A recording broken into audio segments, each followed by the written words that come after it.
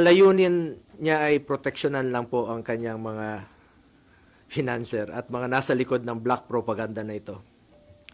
Ang dapat kasuhan ay ang mga financiers kasi sila po yung totoong mga nagnakaw.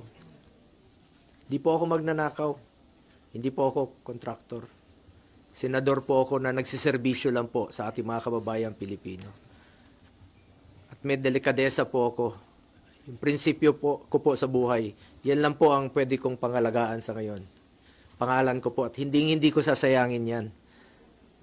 Kesa sayangin natin dito sa walang kwentang paninira, tatrabaho na lang po ako. Serbisyo, pagmamalasakit at sipag po ang pwede kong ialay sa ating mga kababayang Pilipino. Tingnan nyo lang po kung hindi ba recycled ito. Rehash. 2018, September of 2018. Bago yung halalan, no? Bago pa ako nag-file. Unang tumakbo bilang senador. Nag-ingay na siya noon. Siniraan na niya ako. Siya pang senador noon, no? Ako hindi pa. Kandidato pa lang. Same issue. Noong 2021, akala naman niya natatakbo ako. Same issue. July of 2021. Last year, nung ako po'y patakbo muli for re-election, July 6 of 2024.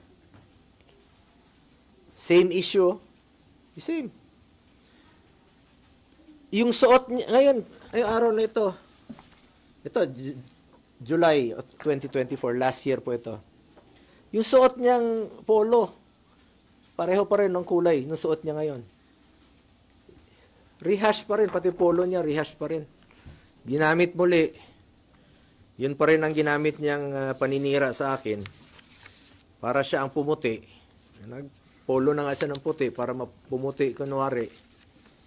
Pero yung kanyang hangarin ay napaka dumi. Alam nyo, nung ako po ay nag-obserba ng delikadesa sa buhay ko, baka pamilya niya po hindi. Nabalitaan tayo noon, mismo yung tatay niya, naging dealer po sa GHQ ng Armed Forces. At nabalitaan nga natin no, na kakasino rin. At may mga ghost rin na yun ang nabalitaan ko noon.